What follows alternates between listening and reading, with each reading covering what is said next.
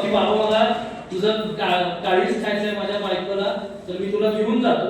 आणि तर ते माकड म्हणतं की अरे माझी नाही का सांगायचं, मी ते झाडावरती ठेवलंय, मी आणलं असतं बरोबर. आणि मग ते माकडाला परत घेऊन येतो वगैरे, आणि मग ते माकड झाडावरती चढतं, आता मी काही येत नाही. तर संकटामध्ये सापडल्यानंतर आपण आपली सुटका कशी करून घेऊ शकतो हे सांगणारी अतिशय सुंदर पंचतंत्रामधली गोष्ट आहे. आता ही गोष्ट मी माझ्या आई वडिलांकडून ऐकली आहे, कधी त्याच्या आई वडिलांकडून ऐकली असेल, त्यांनी कुठून तरी ऐकली असेल. ही गोष्ट मला कुठं बघायला मिळाली माहिती आहे का? ओडिसामध्ये परशुरामेश्वर नावाचं एक मंदिर आहे. त्या मंदिराच्या खांबावरती मला ही गोष्ट कोरलेली मिळाली. इथं मगर आहे, माकड आहे, ते झाडावरती चढतंय, त्यांचे सगळे संवाद या ठिकाणी चालू आहेत. आजपासून 1400 वर्ष आधी तयार केलेले मंदिर आहे. आपण ऐकत असलेल्या गोष्टी या किती जुन्या आहेत हे आपल्याला याच्यातून कळतं. अशीच अजून एक गोष्ट आहे बरं का, ही बडबड्या कासवाची गोष्ट तुम्ही ऐकली आहे का? की अननेसेसरी बडबड किंवा एक्स्ट्रा केलेली बडबड आपल्याला कशी घातक ठरू शकते हे सांगणारी ती गोष्ट. तुमच्या माहितीची लोक अशी असतील अनेक. तर काय होतं इथे की ते कासवाला प्रचंड बडबडायची सवय असते आणि सारखं तो बडबडत असतो, कधीही शांत बसायला नाही, बडबडत राहायचं त्याच्यामध्ये. तर तो ज्या तलावामध्ये राहत असतो तलावाचं पाणी हळूहळू कमी व्हायला लागतं. त्याचे 2 हंस मित्र असतात. ते त्याला काय सांगतात की बाबा रे, आम्ही एक काम करतो, आम्ही काठी घेऊन येतो, त्या काठीला तू पकड आणि इथून थोड्या अंतरावरती अतिशय सुंदर तलाव आहे, तिथं भरपूर मासे आहेत, भरपूर हिरवळ आहे, मी तुला तिकडे घेऊन जातो आणि मग तिथं तू सुखामध्ये राह. कासव म्हणतं ठीक आहे. म्हणून ते येतं, ते काठी घेऊन येतात, कासव त्याला पकडतं, ते उडायला लागतात आणि कुठेतरी वरती जाता जाता त्याला काहीतरी नेमकं खाली दिसतं. ते सांगायला म्हणतो, तोंड उघडतो, काठी सुटते, तो झाड म्हणून खाली पडतो, वाघ किंवा सिंह येतो आणि त्याला खाऊन टाकतो. अशी ही साधी सोपी पंचतंत्रातली कथा आहे की आपण केलेली वायफळ बडबड ही आपल्याला कशी घातक ठरू शकते. ही गोष्ट मला दिसली आपल्या 30-32 किलोमीटरवरती असणाऱ्या कोपेश्वराच्या मंदिरात. इथं कासव आहे, इथं हंस आहे आणि ते काहीतरी बोलायला जातं, खाली पडतं, वाघ किंवा सिंह येतो आणि त्याला खाऊन टाकतो. 5-6 इंचाचीच गोष्ट आहे, त्यापेक्षा मोठी नाहीये.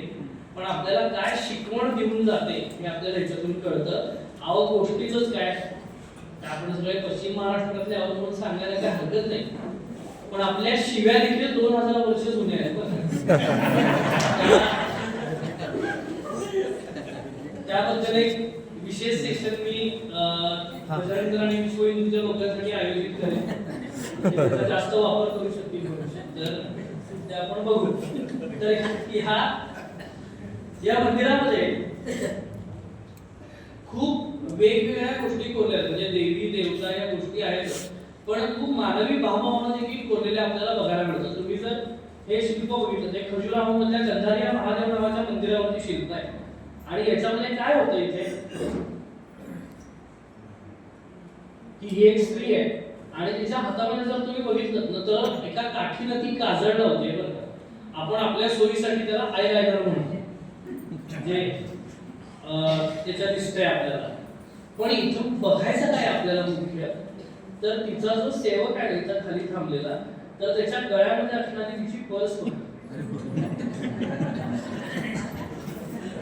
आजही ज्या फ्लॅटवाल्या किंवा या पर्स आपण वापरतो ते सेम तशी पर्स. इथं उपस्थित माता भगिनींपैकी जर असं मला वाटत असेल की आपण फार ट्रेंडी आहोत,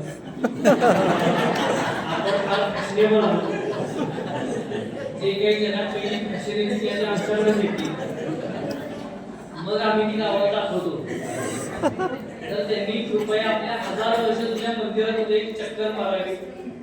त्यांना आयलायनर पर्स पासून हाय व्ह्यूज पर्यंत सगळ्या गोष्टी तिथे बघायला मिळतील. तर फार त्यांनी खूप वेगवेगळ्या गोष्टी तिथे कोरल्या बरं का. या लोकांनी आपलं मन कसं काम करतं, माणसाचं मन हे अतिशय विचित्र आणि वात्रट गोष्ट आहे.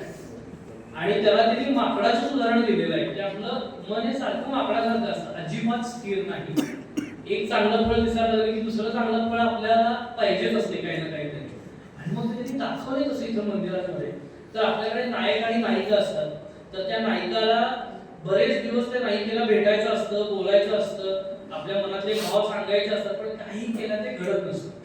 पण एकदा तो प्रसंग सुदैवाने येतोच, की ती कुठून तरी येत असते, कुठून तरी येत असतो, आणि बरोबर त्याच वेळेला त्याच्या कर्मधर्म संयोगानं एक माकड त्या नायिकेवरती हल्ला करतो. हल्ला केल्यानंतर तो समोर नायक असतो, ती पटकन त्याला जाऊन बिलगते आणि आपल्या हातातल्या काठीनं तो नायक त्या माकडाला, जर तुम्ही इथे बघितलं तर इकडे तो लांब करतो. आता या नायकाला करायचं काय? बर, ज्या गोष्टीची तो आतुरतेनं वाट बघत होता ती गोष्ट घडलेली, पण आता ती जर कंटिन्यू ठेवायची असेल तर त्याला ते माकड अशा पद्धतीनं हाताळायचं आहे की ते जास्त हटकून लांबही जाणार नाही आणि अंगावर येऊन चावणार पण नाही. त्या परिस्थितीमध्ये राहिलं तर त्याचं काम हे साध्य होणार आहे. या माकडाला आमचे देगलूरकर सर हे माणसाच्या मनाचं हे प्रतीक म्हणून सांगतात बरं. आणि तुम्हाला सगळ्यांना ज्ञानेश्वरी माहिती आहे माऊलींची. तर या ज्ञानेश्वरीनं ही अशी अनेक कोडी आपल्यासाठी सोडवली आहेत बरं का मंदिराची. त्या ज्ञानेश्वरीच्या 13व्या अध्यायामध्ये एक श्लोक येतो. काय श्लोक आहे? तरी स्पर्शो आणि शब्द रूप रस गंधू हा विषय पंचविधू ज्ञानेंद्रियांचा इही पाचेद्वारी ज्ञानासी धाव बाहेरी जैसा का हिरवे चाली थांबावे पशु. म्हणजे काय? शब्द, रस, रूप, स्पर्श आणि गंध अशा 5 गोष्टी आहेत. या 5 गोष्टी जर आपण कंट्रोल केल्या तरच आपण साधना करू शकतो, आणि या 5 गोष्टींमुळेच आपली साधना भंग होऊ शकते. आणि मग ती भंग झाली की आपली परिस्थिती कशी होती की एका भुकेलेल्या जनावराला जर तुम्ही हिरव्यागार कुरणामध्ये सोडलं तर हे गवत खाऊ का ते गवत खाऊ, अशी जी त्याची परिस्थिती होईल ना तशी आपल्या मनाची परिस्थिती होती. आता याचं उत्तम उदाहरण काय आहे बरं? आपण इथं सगळं बसलोय, आपण इकडे अध्यात्म, धर्म, रामायण, महाभारत या सगळ्या गोष्टींवरती चर्चा करतो, आणि सुचिता एकदम मागून कांदा भजी घेऊन आला तर त्याचा वास आपल्याला सगळ्यांना येईल आणि आपलं लक्ष लागेल का या कार्यक्रमात? आपलं लक्ष कुठे जाईल? त्या कांदा भजीमध्ये जाईल. याला म्हणतात गंधविकार.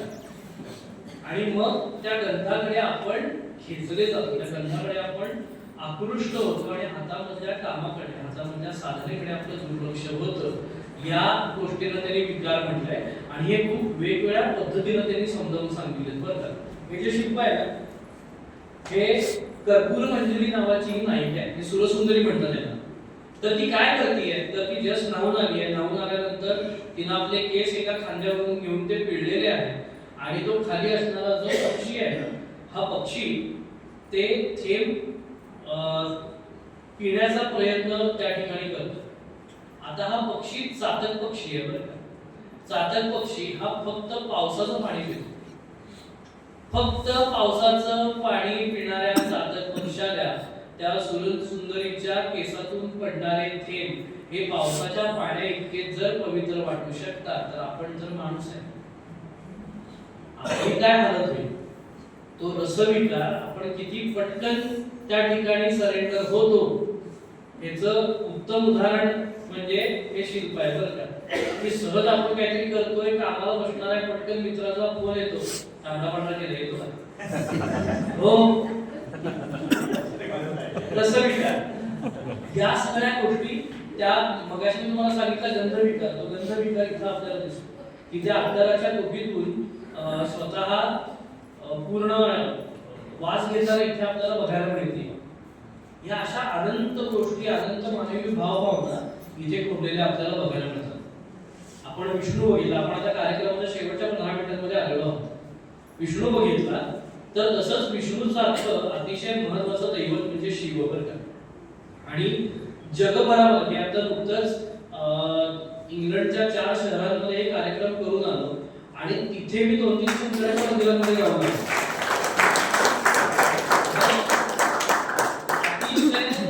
शंकर आणि शिवाचे वेगवेगळे पैलू याच्यावरती खूप वेगळ्या पद्धतीने साधना करणारे लोक मला जगभरामध्ये भेटतात. जगभरामध्ये खूप मोठ्या प्रमाणामध्ये याचं पूजन केलं जातं. तर इथं काय घडतंय या शिल्पामध्ये, तर आपल्याला सगळ्यांना माहिती आहे की रावण हा शिवाचा परम भक्त होता आणि कुबेराला हरवून उत्तरेतून परत येत असताना वाटेत कैलास पर्वत त्याला दिसतो.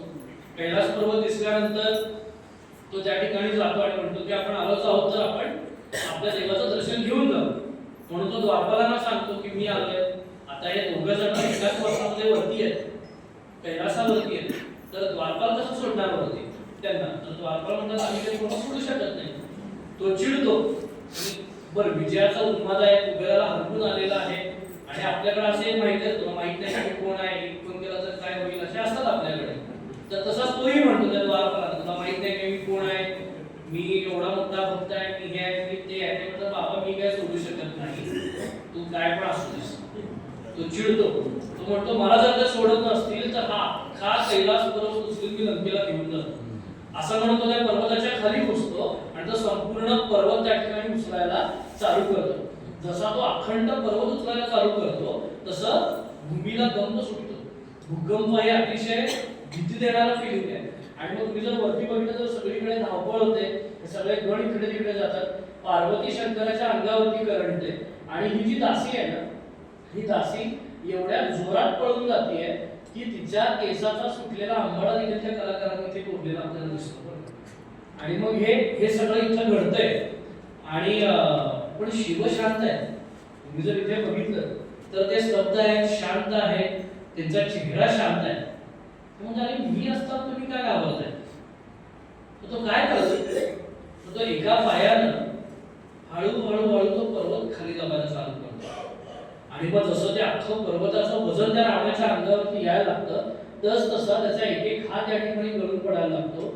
त्याचा चेहरा बदललेला इथे आपल्याला दिसतो. एक चेहरा रडवेला झाला, एक चेहरा आश्चर्यचकित झाला, एक चेहरा साक्षात माकडासारखा इथे झालेला आपल्याला दिसतो.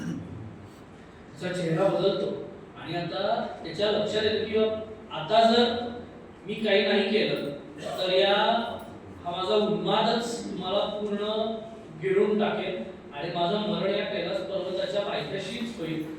त्याला एकदम लक्षात येईल की हा तर भोळा सांग आहे, मी याचा भक्त आहे. जर मी याची स्तुती केली, जर मी याची विनवणी केली, जर मी याला चार प्रेमानं काही गोष्टी सांगितल्या तर कदाचित याच्यातून माझी सुटका होईल. आणि मग तो त्या अजरामर स्तोत्र गायला. जटाटवी जलप्रवाह वावितस्थले गलय विलंबिलं निका भुजंग तुंग मालिका धगत धगत धगत ज्वलन नाटपट्ट पर्वयं चकार चंड तांडवं तनोत्तरु शिव शिव. जटाटवी जलप्रवाह वावितस्थले गलय विलंबिलं निका भुजंग तुंग मालिका धगत धगत धगत ज्वलन ललाटपट्ट पावके किशोर चंद्रशेखरे रती प्रतीक्षण. 15 श्लोकांचं प्रचंड मोठं स्तोत्र गायलं. ते स्तोत्र गायल्यानंतर त्या शिवाला पण असं वाटतं की अरे ठीक आहे, हा एवढा आपला भक्त आहे. करतात अशी काय काय आगाऊपणा असतात.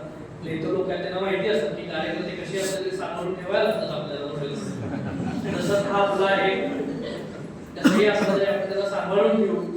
आणि म्हणून मग तो ते सगळं वजन त्या ठिकाणी काढून घेतो आणि मग त्याला एक तलवार तो जाताना त्याला गिफ्ट करतो. तर कुठल्याही आलेल्या संकटामध्ये जर आपण शिवासारखे पाय रोवून उभे राहिलो तर त्या संकटावरती आपण नक्की मात करू शकतो. आणि हे जे शिल्प आपण बघितलं हे किती मोठं शिल्प आहे. तर साधारण असं आडवं बघायचं झालं तर एक 7-7.5 फूट आडवं, 6-6.25 फूट खोल आणि 13 फूट उंच एवढं प्रचंड मोठं शिल्प हे वेरूळमध्ये कोरलेलं आपल्याला बघायला मिळतं. अतिशय सुंदर कथा त्यांनी तिथे कोरलेली दिसते. आणि शेवटच्या 2 शिल्पांपैकी हे एक शिल्प आहे